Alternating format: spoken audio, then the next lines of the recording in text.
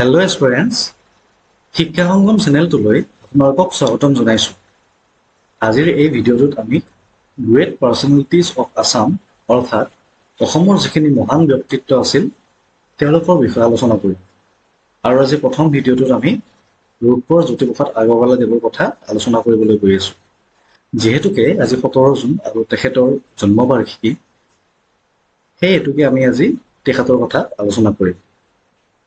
আৰু গোটেইখিনি আজি এই ভিডিঅ'টো যিখিনি আপকামিং এক্সামিনেশ্যনছ আছে এডিআৰই সাব ইন্সপেক্টৰ এইখিনিৰ কাৰণে ইম্পৰ্টেণ্ট হ'ব আৰু এপিএছচি যিবিলাকে দিম বুলি ভাবি আছে পিছলৈকে তেওঁলোকৰ কাৰণেও এক্সেচিভ ইনফৰমেশ্যন এই ভিডিঅ'টোৰ জৰিয়তে মই দিবলৈ চেষ্টা কৰিম।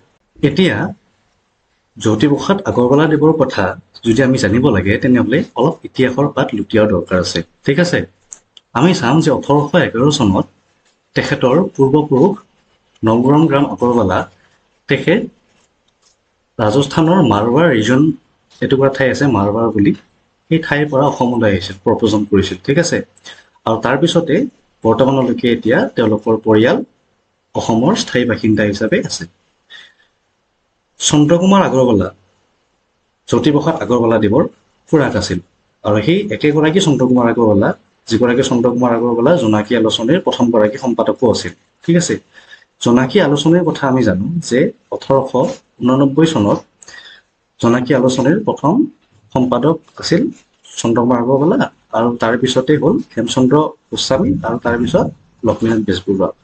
তেনেদৰে জোনাকী আলোচনীখন চাৰিওফালে এতিয়ালৈকে চলি আছিল বা সেইখিনি সময়ত প্ৰচলিত হৈ আছিল। ঠিক আছে, আৰু একেগৰাকী চন্দ্ৰকুমাৰ আগৰৱালা যি অসমীয়া ভাষা উন্নতি সাধিনী সভাৰো এগৰাকী মেম্বাৰ আছিল। ঠিক আছে, ফাউণ্ডিং মেম্বাৰ। আৰু অসমীয়া ভাষা উন্নতি সাধিনী সভাৰ যিটো বৰ্তমান ৰূপ হৈছে সেইটো হৈছে অসম সাহিত্য সভা, আমি সকলোৱে জানো। ঠিক আছে, এইবিলাক কথা পৰীক্ষাত আহি থাকে।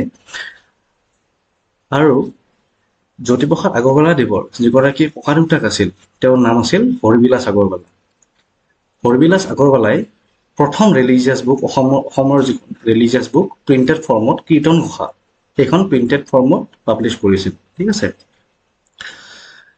apart from this, another member of the Agarwala family, Ananda Chandra Agarwala, was a poet, translator, administrator, historian, and was one of the Assamese people of Jonakiyar. এতিয়া আনন্দ চন্দ্ৰ আগৰৱালা যিগৰাকী আছিল তেওঁৰ পৰিয়ালৰে আন এগৰাকী মেম্বাৰ।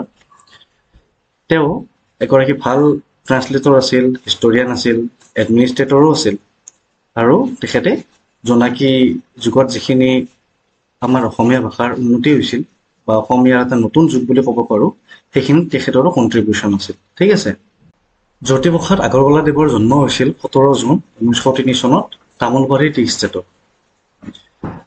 তেখেতৰ দেউতাকৰ নাম আছিল পৰমানন্দ আগৰৱালা আৰু মাকৰ নাম আছিল কিৰণময় আগৰৱালা।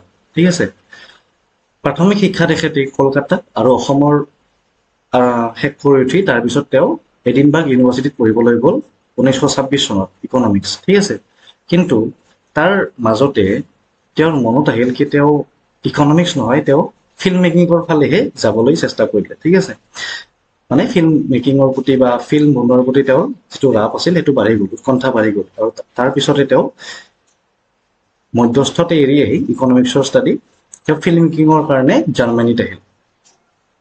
জাৰ্মানীত তেওঁ UFA ষ্টুডিঅ'ত পঢ়িছিল ফিল্ম মেকিং।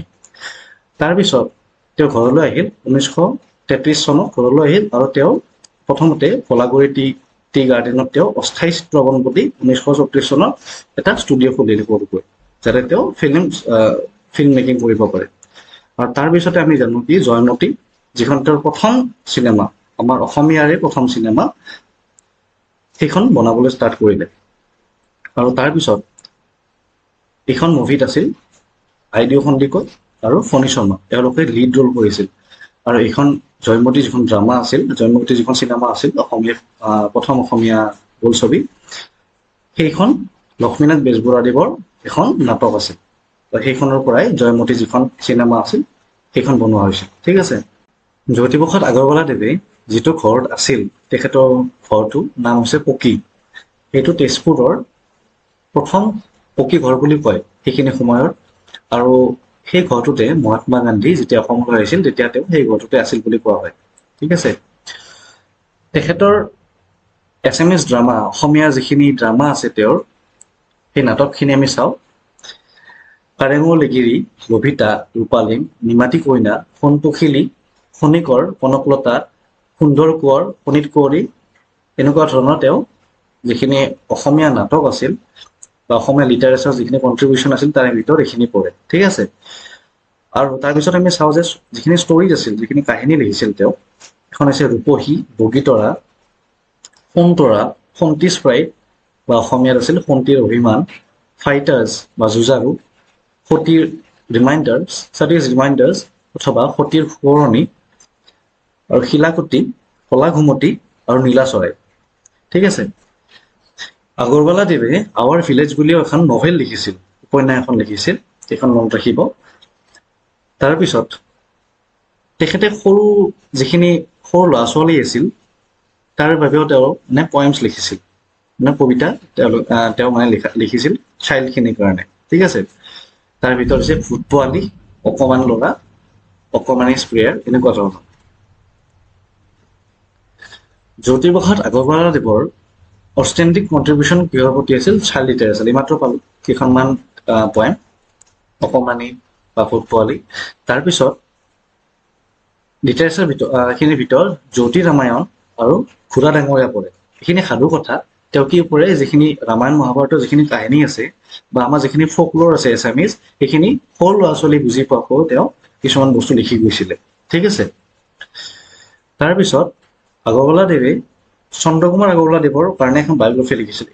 অলপ আগতে যিটো পাই আহিছিলোঁ যে চন্দ্ৰকুমাৰ আগৰৱালাদেৱ জোনাকী যুগৰ এগৰাকী মহান ব্যক্তি। তেওঁৰ যিখন বায়'গ্ৰাফি আছিল, এখন বায়'গ্ৰাফি কোনে লিখিছিল? জ্যোতিপ্ৰসাদ আগৰৱালাদেৱে। ঠিক আছে।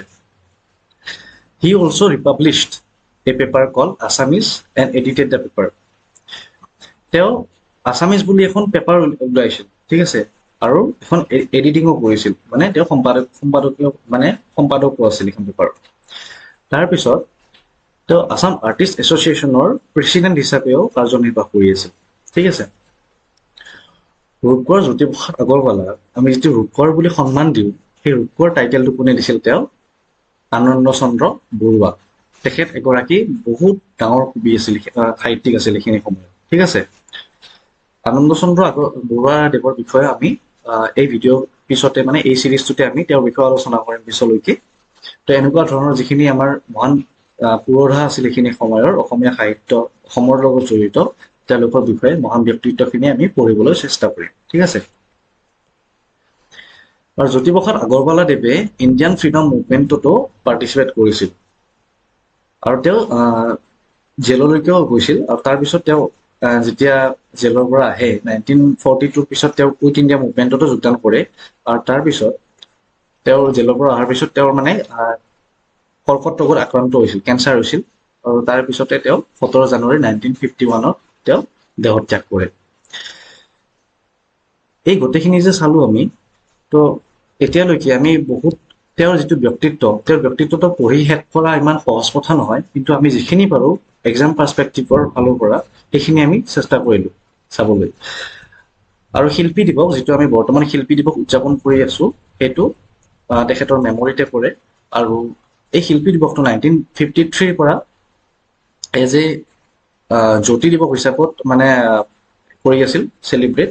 আৰু তাৰপিছতে এইটো দিৱসটো শিল্পী দিৱস হিচাপত নামাংকিত কৰা হয়। ঠিক আছে। আমি চালোঁ। আপোনালোকক ইয়াৰ বেচিছত কিছুমান কুৱেশ্যন দিয়া হ'ব। টেলিগ্ৰাম গ্ৰুপত আপোনালোকে জইন হৈ আছে যদি, বা হোৱাটছএপ চেনেলটো আমাৰ, আপোনালোকে কুৱেশ্যনখিনি কৰিব পাৰে। আৰু যিটো ইয়াত PDF, সেই PDFটো আমি টেলিগ্ৰাম হওক বা আমাৰ হোৱাটছএপত দি দিম, আপোনালোকে জইন হৈ ল'ব পাৰিব। আমি ইয়াত তলত ডেছক্ৰিপশ্যন ছেকশ্যনত আপোনালোকৰ কাৰণে লিংক দি দিম। ঠিক আছে।